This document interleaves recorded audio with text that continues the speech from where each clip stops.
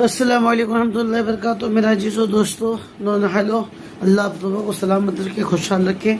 دیکھیں حضرات، آج کا اس پرفتنہ ماحول میں انسان یہ سوچتا ہے کہ آج نہیں تو کل کبھی نماز پڑھ لیں گے، بعد میں پڑھیں گے۔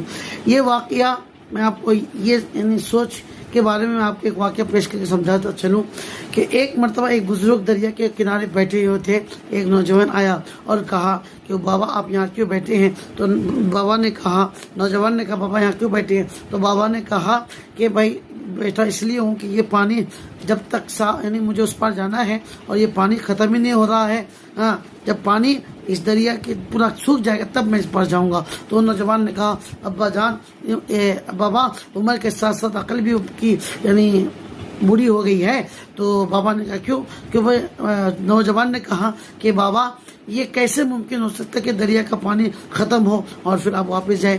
تو بابا نے کہا کہ نوجوانوں، ہم تمہیں یہی سمجھا رہے ہیں، تم جو کہتے ہو نا، تمہیں جب نماز پڑھنے کے لیے کہا جاتا، تم جو کہتے ہو نا کہ دنیا کی مصروفیت ختم ہو جائے، ایک بار گھر بار کے الجھنیں ختم ہو جائے پھر نماز شروع کریں گے، یہ مصروف ہے، یہ گھر بار کے الجھنیں کبھی ختم نہیں ہوں گے، ایسے عالم میں بھی تمہیں نماز پڑھنی ہے۔ تو کتنے پوائنٹ کی بات ہے۔ اس لیے حضرات سب کچھ کرنا ہے، دنیا بھی دیکھنی ہے، ہمیں نماز بھی ادا کرنی ہے، خدا کو بھی دیکھنا ہے، خدا کی بھی عبادت کرنی ہے۔ تو آئیے اور ایک چیز اس میں پوائنٹ کی بات یہ ہے، خاص بات یہ ہے کہ جن حضرات کی دعائیں قبول نہ ہوتی ہے ایسا لگتا ہے ان کو، تو خاص ان کے لیے بھی، اور جو چاہتے کہ ہماری ہر دعا قبول ہو ان کے لیے بھی یہ عمل لے کر آیا۔ یہ عمل ہے اتوار کے رات کی نماز کا عمل۔ تو حدیث کے حوالے سے سنیے، اس حدیث کے راوی حضرت انس سے فرماتے ہیں، اللہ کے رسول نے ارشاد فرمایا، آقا فرماتے ہیں جو شخص اتوار کی رات میں بعد نماز مغرب ہو یا بعد نماز عشاء صرف 10 رکعت پڑھ لے۔ کیسے پڑھیں؟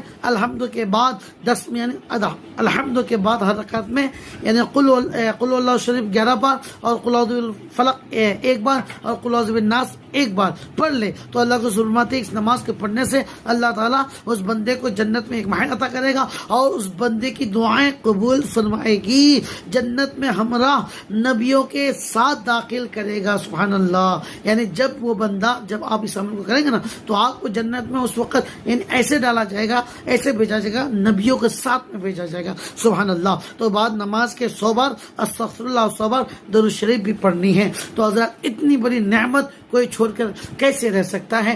ایمان والا، ہمارا تو یعنی یقین یہ ہے کہ کوئی بھی ایمان والا